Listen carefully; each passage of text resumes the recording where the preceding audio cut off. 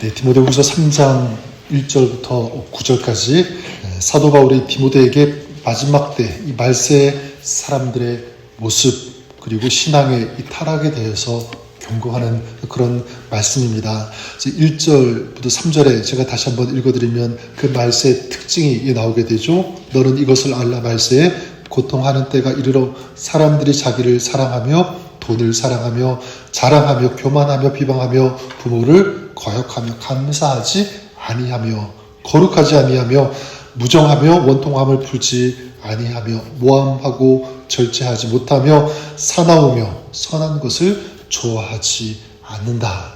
이게 말세의 특징, 사람들의 모습이라는 거죠. 근데 여기 순서를 가만히 보니까 가장 먼저 나오는 것이 무엇입니까? 자기를 사랑하며. 물론 여기에 나오는 여러 가지 이게 다 말세의 특징입니다. 그래서 순서는 어떻게 보면 중요하지 않을 수도 있을 거예요. 그래도 가장 먼저 나오는 것이 어쩌면 말세의 가장 큰 특징이 아닐까 이런 생각이 드는데 그 첫 번째 그 특징이 무엇입니까? 자기를 사랑하며. 자기 사랑이죠. 그러니까 저는 어쩌면 이 자기를 사랑하는 것이 뒤에 나오는 이 말세에 나타나는 이 특징들의 뿌리가 아닐까 좀 그런 생각이 들었습니다.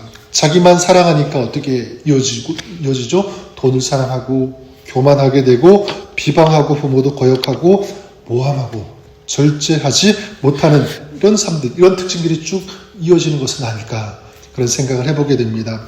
그리고 여러분 이 말씀은 2000년 전에 경고이지만 지금 우리를 비추는 거울이라고 저는 생각합니다.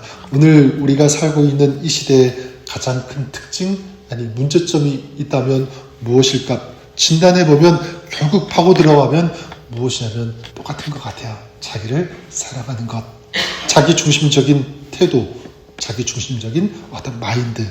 그 요즘 그 세상 무엇을 중심으로 돌아가는가 볼 때 다른 것 아닌 것 같아요. 나를 중심으로 돌아가죠. 그래서 다른 사람의 감정보다 내 감정이 중요하게 되고 다른 사람은 어떻게 되든 내가 만족하면 그것으로 끝이고 자신의 외모, 자신의 감정, 성공, 인기 그것에 연연합니다. 그리고 공동체의 어떤 이익보다도 자기 성취를 중시하고 자신의 목표를 이루는 데만 집중하는 것.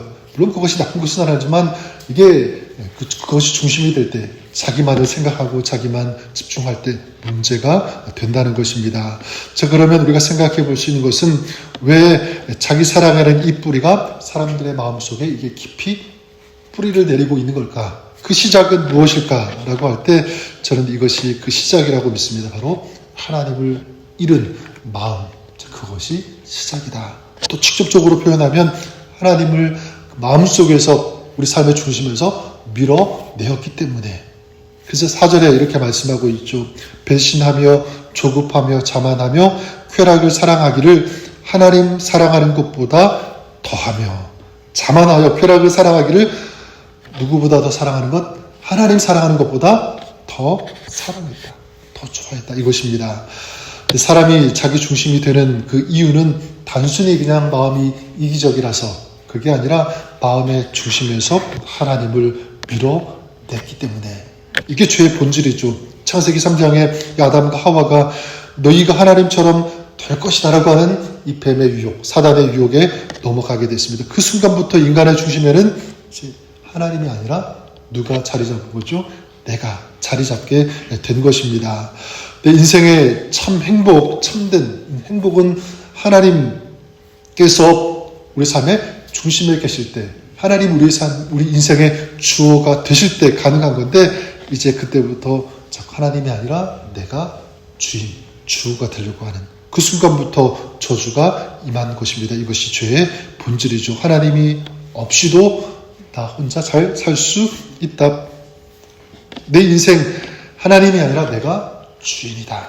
그냥 내가 하고 싶은 대로 하면 된다. 이게 죄의 속삭임이고 그 죄의 속삭임을 사람들이 넘어가게 되는 것입니다. 지금도 마찬가지죠. 많은 사람들이 예배하는 것보다 자기의 취미, 말씀보다 자기의 감정, 순종하는 것보다 편안함 이런 것들을 추구하는 우선시하는 그런 모습들이 있지 않습니까? 그 결과 감사가 사라지게 되고 관계가 깨어지게 되고요. 그리고 어디로 이어집니까? 5절에 보면 경건의 모양은 있으나 경건의 능력은 부인하니, 결국 그 신앙이 어떻게 되죠? 경건이 메마르게 되는 것입니다. 능력이 없죠. 모양만 남게 되었다. 그러니까 믿는 사람처럼은 보이지만 사실 믿는 것이 아닌, 그리고 진리 안에서 살아가는 것처럼 보이지만 겉으로 볼 때는 진리와는 완전히 멀어진 그런 삶을 사람들이 살아가고 있는 거예요. 그래서 바울은 이런 사람들을 그 애굽의 요술사 얀네와 얀브레에 비유하죠. 8절에 보니까 얀네와 얀브레가 모세를 대적한 것 같이 그들도 진리를 대적하니 이 사람들은 그 마음이 부패한 자요 믿음에 관하여는 버림받은 자들이라. 얀네와 얀브레, 이 출애굽기 17장 18장에 이제 모세가 하나님의 명령을 따라서 애굽에 가서 강을 피로 만드는 그런 기적을 행했을 때 이들도 자신이 사용하던 그 마술, 그 수술로 똑같이 비슷하게 흉내를 내게 되죠. 그리고 애굽 왕 앞에서 모세가 하나님의 명령을 따라서 지팡이를 던져서 뱀이 되게 했을 때 이 얀네와 얀브레도 마찬가지 마술로 똑같이 흉내를 내는 그런 일들이 있었습니다. 근데 하지만 하나님께서 주신 능력은요, 이들이 행한 그 마술과 그 요술과 비교할 수 없이 강력하게 되었고, 결국 그들의 마술은 이 하나님의 능력 앞에서 무력화되는 그런 일들이 이 출애굽기에 있게 되었습니다. 저는 오늘 이 말씀의 흐름을 이렇게 한번 보게 됩니다. 말세 자기 중심으로 사는 사람들을 얘기하면서 굳이 얀네와 얀브레를 소개하고 있는 거예요. 왜 이렇게 했을까? 자, 무엇을 알 수 있냐면 얀네와 얀브레가 모세를 대적했다 이렇게 말씀하고 있지 않습니까? 결국 자기 중심적으로 살아가는 그 사람은 뭐냐면 어떤 사람이 된다는 거죠? 하나님을 대적하는 사람, 진리를 대적하는, 진리 되시는 하나님을 대적한 사람과 똑같다. 다를 바가 없다. 이걸 강조하고 있는 것입니다. 왜냐하면 말씀드렸지만 그 마음속에서 누구를 밀어내었기 때문에, 하나님을 밀어내었기 때문에 자기 스스로 왕이 되었다고 생각하니까 그러니까 교만한 것이 되고 부정한 것이 되고 마는 것입니다. 오늘날 우리 교회 안에도 이게 나 중심의 복음이 등장합니다. 내가 복음, 이런 말 많이 들어보셨죠? 내가 최고다. 하나님은 나를 성공시키기 위해서 존재하신다. 신앙은 내 꿈을, 내 목표를 이루는 도구에 불과하다. 이런 생각을 가지고 있는 거야. 절대로 그렇지 않습니다. 복음은 물론 나를 행복으로, 성공으로 이끄는 그런 하나님의 역사도 있을 수 있지만, 진정 이 복음은 무엇이냐면 나를 위한 어떤 수단이 아니라 주님을 위해 살아가는 하나님의 뜻이 이루어지는 것이라고 저는 믿습니다. 너희는 먼저 그의 나라와 그의 의를 구하라. 그렇다면 여러분, 우리가 이렇게 마지막 때 우리가 정말 참된 신앙의 삶을 살기 위해서, 참으로 거룩한 신앙의 삶을 살기 위해서 어떻게 해야 되는가라고 할 때 다른 것 아니에요. 하나님 중심으로 다시 돌이키는 것, 저는 이것이 가장 중요하다고 믿습니다. 나를 사랑하는 것도 물론 중요하지만 먼저는 주님을 사랑해야 된다.